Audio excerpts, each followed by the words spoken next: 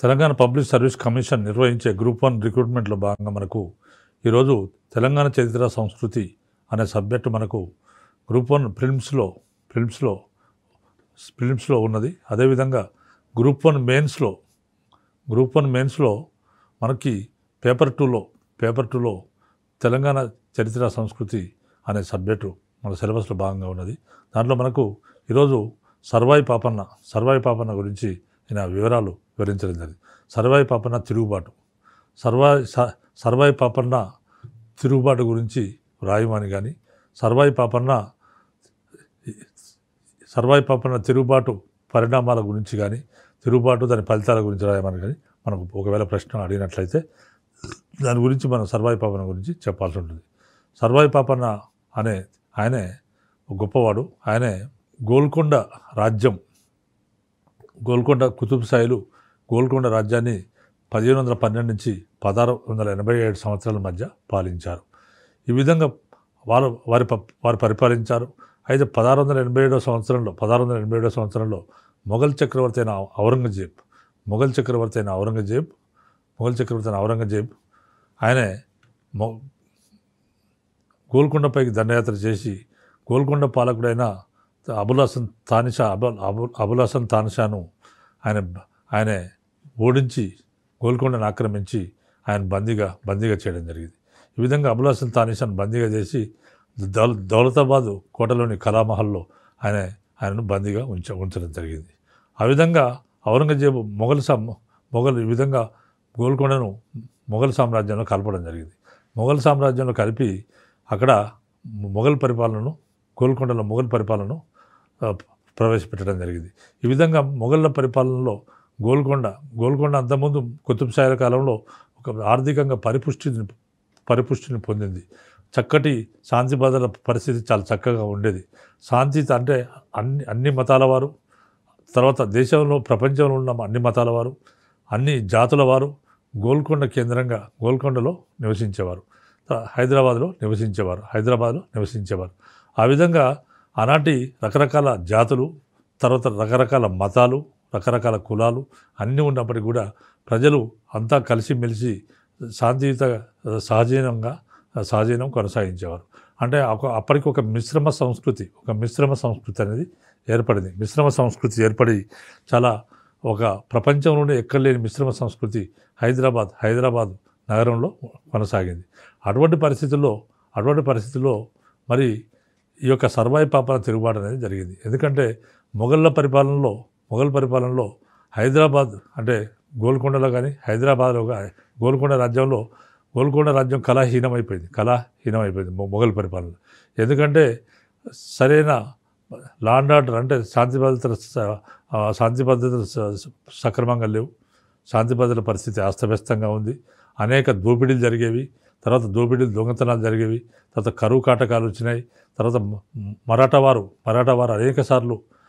వారు అనేక సార్లు గోల్కొండపై పడి దోచుకోవడం మొదలుపెట్టారు. తర్వాత దారి దోపుడు దొంగతనాలు ఎక్కువైపోయినాయి. తర్వాత ఈ విధంగా అనేక రకాల గోల్కొండ కళాహీనం అయిపోయింది. ఎందుకంటే గోల్కొండ కుతుబ్ షాహీల కాలంలో వజ్రాల గనులు ఉండేవి. అనేక వజ్రాలు దొరుకుతుండేవి. ఒక్కొక్క వజ్రాల గనిలో దాదాపు 30,000 మంది 40,000 మంది పనిచేసేవారు. ఆ విధంగా వజ్రాలు ఉండేవి. వజ్రాలు తీసుకోవడానికి విదేశీ వర్తకులు వచ్చేవారు. విదేశీ వర్తకులు గోల్కొండలో నివాసం ఉండేవారు, వాళ్ళు వచ్చేవారు. ఈ విధంగా ఒక కలకలలాడిన గోల్కొండ మొఘళ్ళ పరిపాలనలో కళావిహీనమైపోయింది. ఈ విధంగా క్రీస్తకం 1687 సంవత్సరంలో కుతుబ్ షాహీ రాజ్యాన్ని మొఘల్ చక్రవర్తి అయిన ఔరంగజేబ్ ఆక్రమించాడు. తర్వాత బీజాపూర్ రాజ్యం కూడా గోల్కొండ రాజ్యంలో కలిసిపోయింది. అంటే దక్షిణ భారతదేశంలో ఉన్న బీజాపూర్, అది కూడా ముస్లిం రాజ్యము, బీజాపూర్ రాజ్యం కూడా గోల్కొండలో కలిసిపోయింది. ఎందుకంటే మొఘళ్ళు బీజాపూర్ రాజ్యాన్ని కూడా గోల్కొండ రాజ్యంలో కలిపేశారు. ఈ విధంగా గోల్కొండ రాజ్యంలో మొఘల్ పరిపాలన అనేది ప్రవేశపెట్టారు. ఔరంగజేబ్ అనే మొఘల్ చక్రవర్తి కుతుబ్ షాహీ రాజ్యాన్ని 1687 సంవత్సరంలో ఆక్రమించాడు. ఆ విధంగా ఆక్రమించడమే కాకుండా బీజాపూర్ రాజ్యం కూడా గోల్కొండలో కలిసిపోయింది. గోల్కొండ రాజ్యంలో కలిసిపోయింది. ఈ విధంగా బీజాపూర్తో కూడిన గోల్కొండ రాజ్యంలో మొఘల్ పరిపాలన ప్రవేశపెట్టబడింది. దీన్నే దక్కన్ అంటే ఈ మొత్తం ప్రాంతాన్ని అని వ్యవహరించేవారంటే దక్కన్ అని వ్యవహరించేవారు. దక్కన్కు రాజధాని ఔరంగాబాద్. దక్కన్కు రాజధాని ఔరంగాబాద్ ఉండేది. వీరి వీరి పరిపాలనలో హైదరాబాద్ రాజకీయ వ్యక్తిత్వం కోల్పోయింది. మొఘలుల పరిపాలనలో హైదరాబాద్ రాజకీయ వ్యక్తిత్వం కోల్పోయింది. తర్వాత వ్యవసాయము, పరిశ్రమలు, వజ్రాల గనులు మూతపడ్డాయి. వ్యవసాయము దివాలా తీసి పోయింది, పరిశ్రమలు పోయాయి. చాలా చక్కగా ఉండే పరిశ్రమలు, వ్యవసాయం బ్రహ్మాండంగా సాగుతుండేది. కుతుబ్ షాల కాలంలో వ్యవసాయము, పరిశ్రమలు, వజ్రాల గనులు అన్నీ కూడా మూతపడిపోయాయి. వ్యవసాయము సరిగా లేదు, పరిశ్రమలు మూతపడ్డాయి, వజ్రాల గనులు మూతపడ్డాయి. తర్వాత దోపిడీ దొంగల బెడద ఎక్కువైపోయింది. రహదారులపైన భద్రత కరువు అయిపోయింది, రోడ్లపైన భద్రత అనేది లేకుండా పోయింది. తర్వాత వాణిజ్యం, ఈ విధంగా భద్రత లేదు కాబట్టి ఏం జరిగింది, వర్తక వ్యాపారం క్షీణించిపోయింది, వాణిజ్యం క్షీణించిపోయింది. పరిస్థితి అస్తవ్యస్తమైపోయింది. ఈ విధంగా పరిస్థితి అస్తవ్యస్తమైపోయింది. దోపిడీ, అరాచకము, నిత్యకృత్యాలు.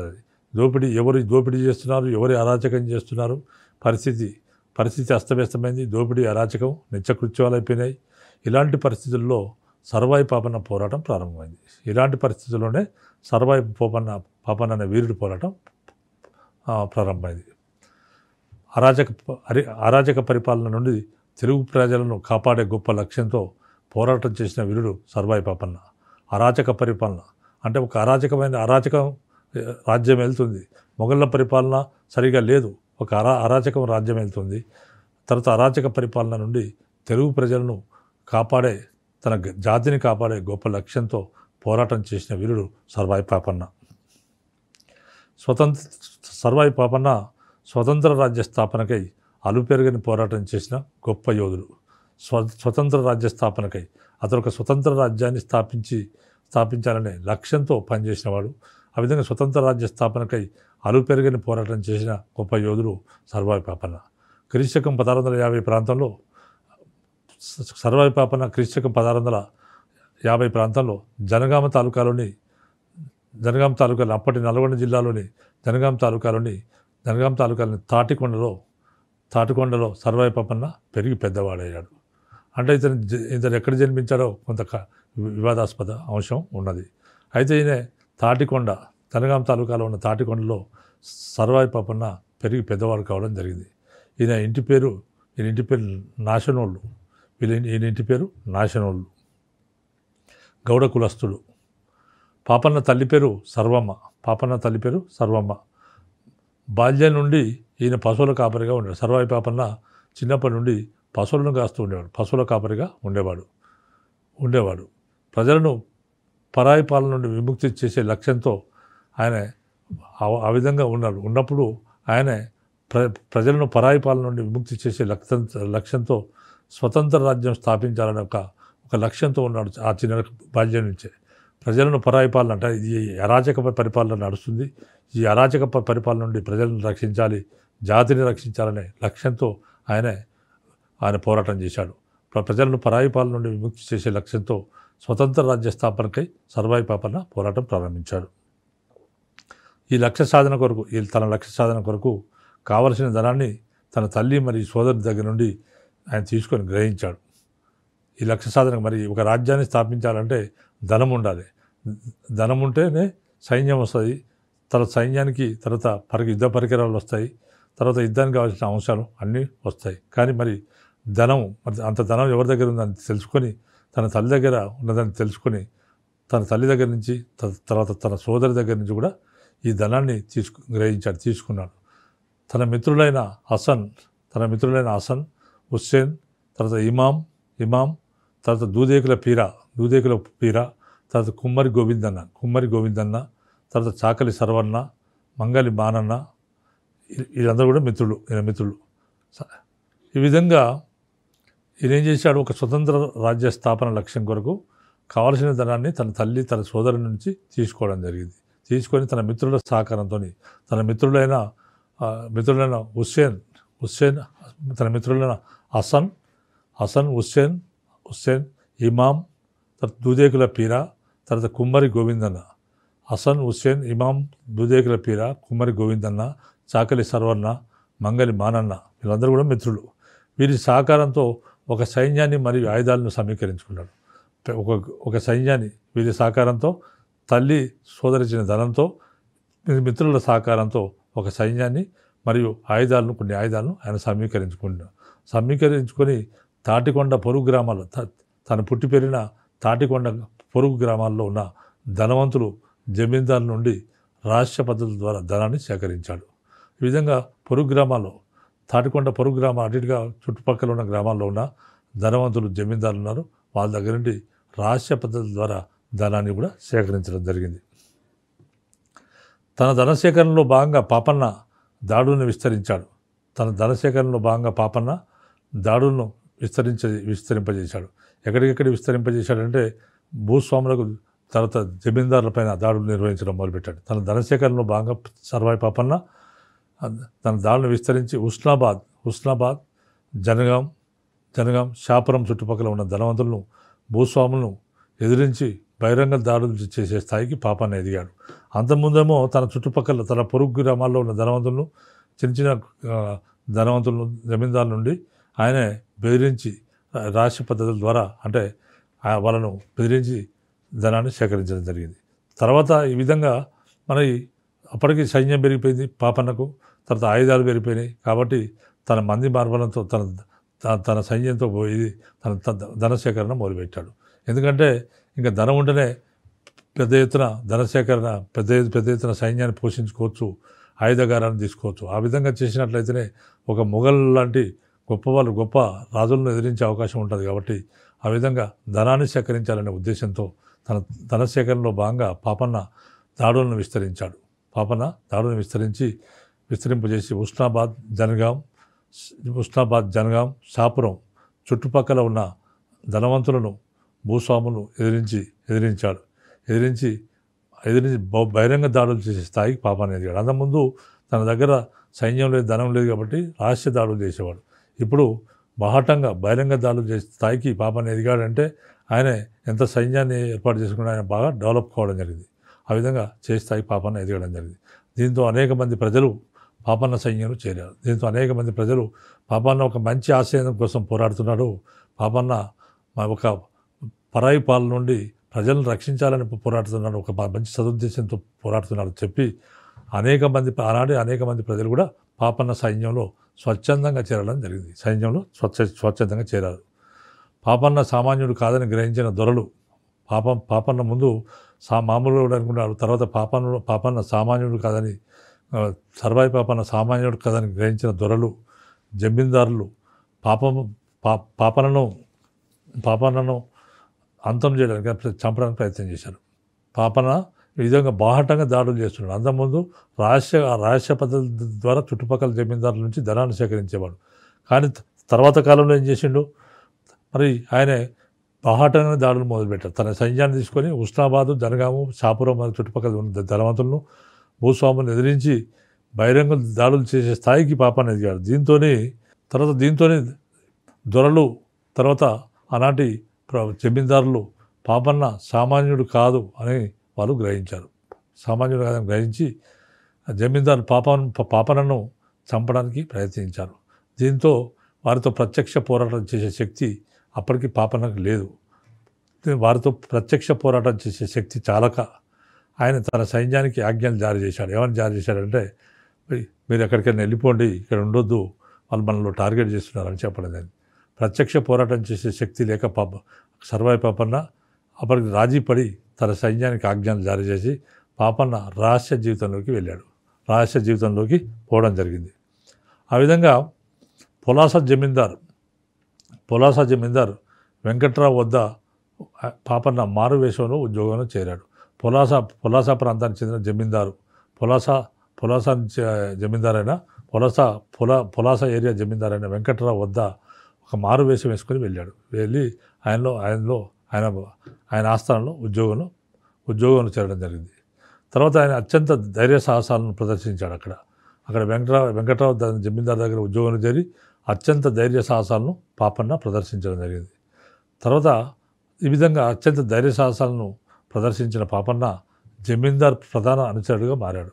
అత్యంత ధైర్య సాహసాలున్న ప్రదర్శించిన పాపన్న జమీందార్ ప్రధాన ఆచార్యుడుగా, జమీందార్ అంటే పులాస వెంకట్రావు జమీందార్ వద్ద ఉద్యోగంలో చేరి అత్యంత ధైర్యసాహసాలను ప్రదర్శించిన పాపన్న జమీందార్కు పులాసా జమీందార్కు ప్రధాన అనుచరుడుగా మారిపోయాడు. అక్కడే పనిచేస్తున్న అదే ఆస్థానంలో పనిచేస్తున్న హనుమంతు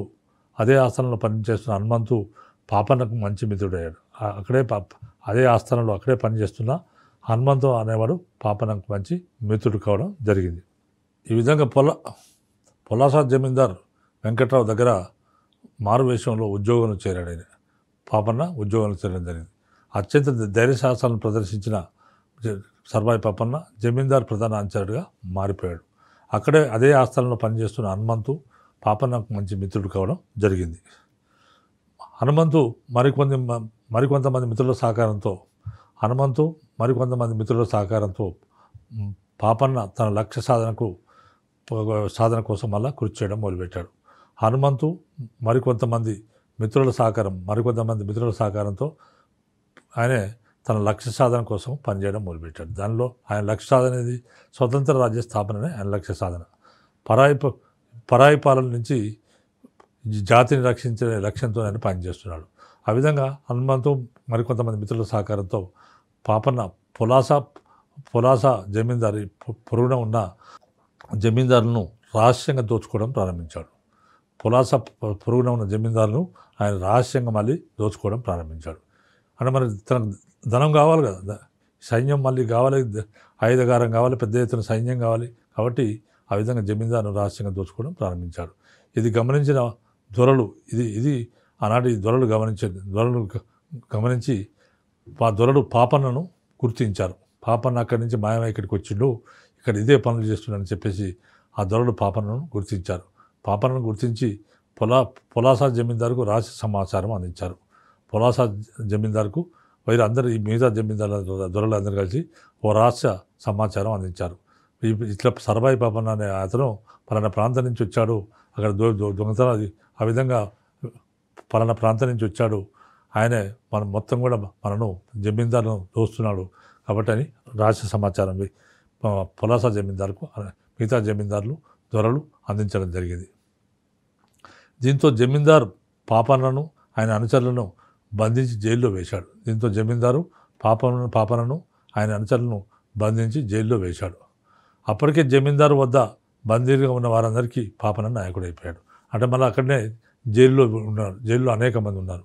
అనేక మంది ఉండేటప్పటికీ పాపన్న అక్కడికి వెళ్ళాడు. ఆ జైల్లోకి వెళ్ళిన తర్వాత అక్కడ వాళ్ళందరినీ కూడా వాళ్ళతో అందరితో మాట్లాడి వాళ్ళందరికీ నాయకుడు అవ్వడం జరిగింది. వీళ్ళందరూ కలిసి వాళ్ళందరికీ జైల్లో ఉన్న వాళ్ళందరికీ ఈయన నాయకుడు అయ్యాడు. తర్వాత ఒకరోజు అర్ధరాత్రి పాపన్న నాయకత్వంలో ఇక్కడున్న జైల్లో ఉన్న అందరూ కూడా ఒక అర్ధరాత్రి పాపన్న నాయకత్వంలో జైలును బద్దలు కొట్టి అందరూ కూడా బయటపడడం జరిగింది. అప్పటికే పెద్ద ఎత్తున ధనాన్ని సేకరించిన పాపన్న కొత్త సైన్యాన్ని ఆయుధాలను సమకూర్చుకున్నాడు. అప్పటికే పెద్ద ఎత్తున సేకరించిన ధనంతో పాపన్న ఏం చేశాడు, కొత్త సైన్యాన్ని, ఆల్రెడీ సైన్యం ఉంది, ఇంకా కొత్త సైన్యాన్ని ఆయుధాలను కూడా సమకూర్చుకోవడం జరిగింది. తర్వాత సర్వాయిపేట అనే ఊళ్ళో శత్రు దుర్భేద్యమైన ఒక కోటను నిర్మించుకున్నాడు.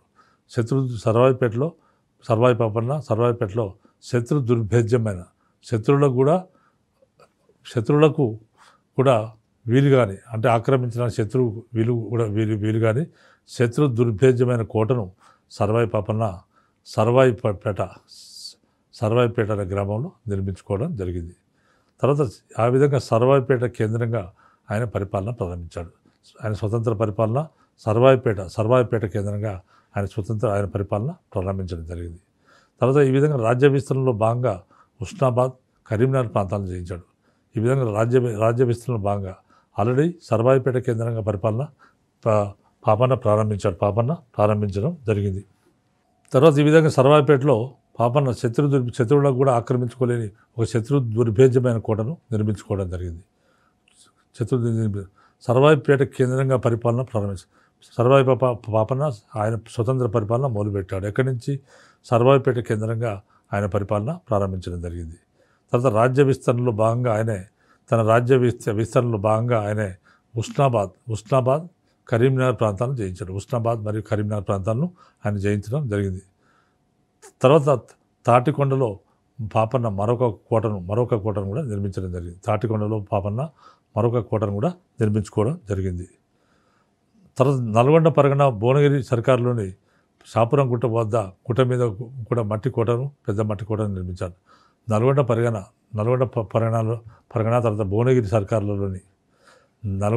తర్వాత భువనగిరి సర్కారులోని షాపురం వద్ద నల్గొండ పరగణలో ఉన్న భువనగిరి అంటే నల్గొండ పరగణలో భువనగిరి సర్కారులోని షాపురం అనే గ్రామంలో వద్ద షాపురం గుట్ట మీద ఒక పెద్ద మట్టి కోటను నిర్మించాడు. తర్వాత షాపురం కోట కేంద్రంగా నల్గొండ పరగణలో ఉన్న జమీందారులు దొరలు దోచుకుంటూ పెద్ద ఎత్తున ధనాన్ని సేకరించాడు.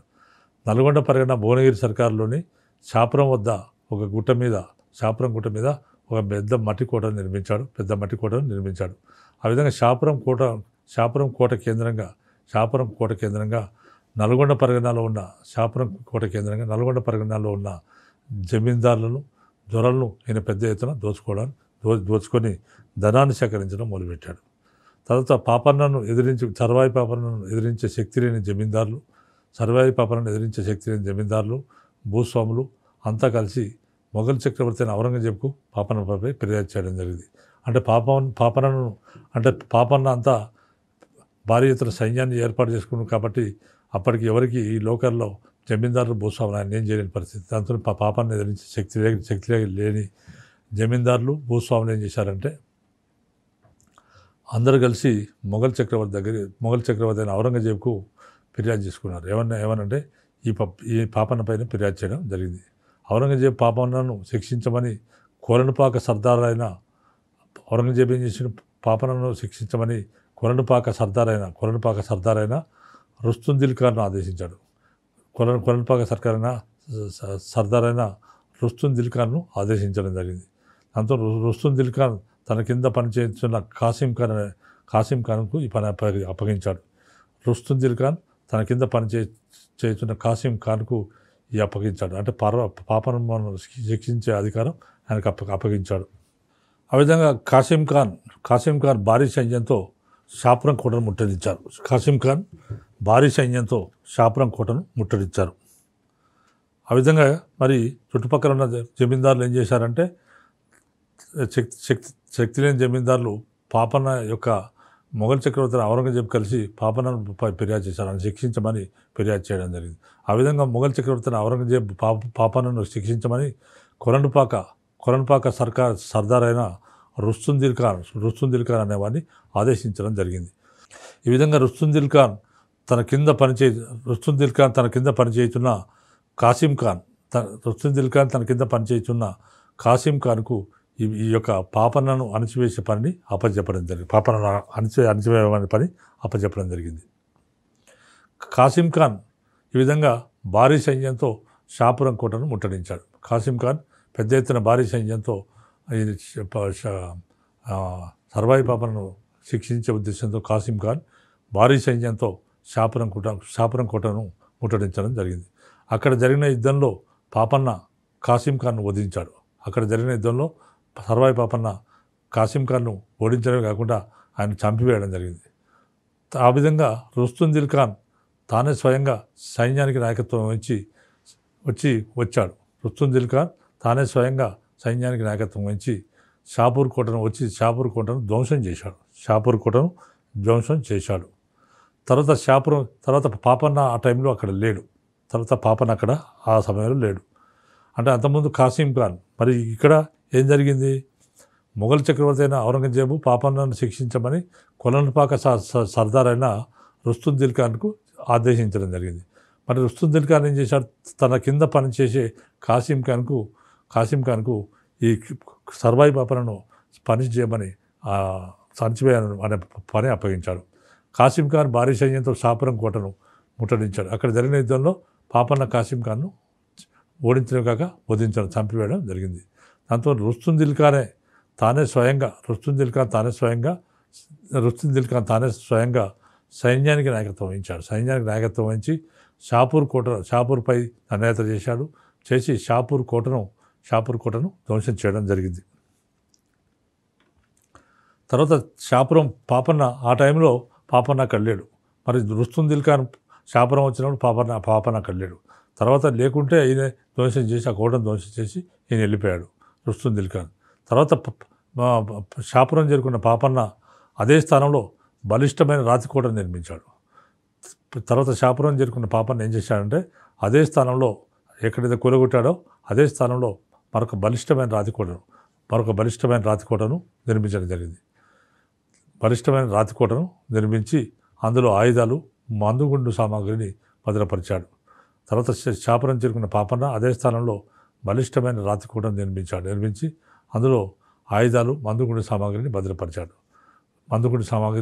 పాపన్న సైన్యం భారీగా పెరిగిపోయింది. భారీగా పెరిగింది. తర్వాత చుట్టుపక్కల ప్రాంతాల్లో పాపన్న పేరు మారిపోయింది. పాపన్న సైన్యం భారీగా పెరిగింది. చుట్టుపక్కల ప్రాంతాల్లో పాపన్న పేరు మారుమోగింది. పన్నుల రాబడి తగ్గిపోయింది. ఎందుకంటే పన్నులు ఎవరైతే వసూలు చేస్తున్నారో అవన్నీ ఎత్తుకపోతుంటే పాపన్న మొత్తం ఎవరైతే ప్రభుత్వానికి సబ్మిట్ చేయాలనో వారు పోతున్నప్పుడు వాళ్ళ దగ్గర నుంచి పాపన్న ఆ సొమ్మంతా తీసుకునేవాడు. పాపన్న ఆ సొమ్మంతా దోచి తన సైన్యానికి మందుగుండు సామాగ్రి వరకు ఈ విధంగా దోచుకునేవాడు. ఈ విధంగా ఎప్పుడైతే పాపన్న ఈ విధంగా చేస్తున్నప్పుడు పన్నుల రాబడి బాగా తగ్గిపోయింది. పన్నుల రాబడి బాగా తగ్గడంతో మొఘల్ చక్రవర్తి అయిన ఔరంగజేబ్ బాగా కలవరానికి గురయ్యాడు. ధనవంతా తగ్గిపోతుందని తీవ్ర కలవరపడ్డాడు. ఆయన కలవరానికి గురయ్యాడు. ఆ విధంగా మరి కలవరానికి గురైన మొఘల్ చక్రవర్తి ఔరంగజేబ్ మళ్ళీ ఏం చెప్పాడంటే పాపన్నను మళ్ళీ అణిచివేయాలని రుస్తుం దిల్ ఖాన్ కొరన్పాక సర్దారైన రుస్తుం దిల్ ఖాన్ను ఆదేశించాడు. ఆ విధంగా మనకు షాపురం చేరుకున్న ఈ విధంగా రుస్తుం దిల్ ఖాన్ను ఔరంగజేబ్ ఆదేశించడం జరిగింది. ఎందుకంటే పాపన్న అప్పుడే గొప్ప వీరుడైపోయాడు. అప్పటికే తన పెద్ద సైన్యాన్ని సమకూర్చుకున్నాడు. తర్వాత ఆయుధాలు సమకూర్చుకున్నాడు. ఆయన లక్ష్యం ఒకటే, పరాయి పాలన నుండి ఈ జాతిని ప్రజలను రక్షించాలి. తర్వాత తన ఒక స్వతంత్ర రాజ్యం స్థాపించాలనే లక్ష్యం కోసం ఆయన పనిచేశాడు. కాబట్టి ఈ విధంగా మనకు సర్వాయి పాపన్న గురించి మనం ఈ విధంగా రాయవచ్చు. మిగిలిన అంశాల గురించి సర్వాయి పాపన్నకు సంబంధించిన వివరాల గురించి నెక్స్ట్ ఎపిసోడ్లో వివరించడం జరుగుతుంది.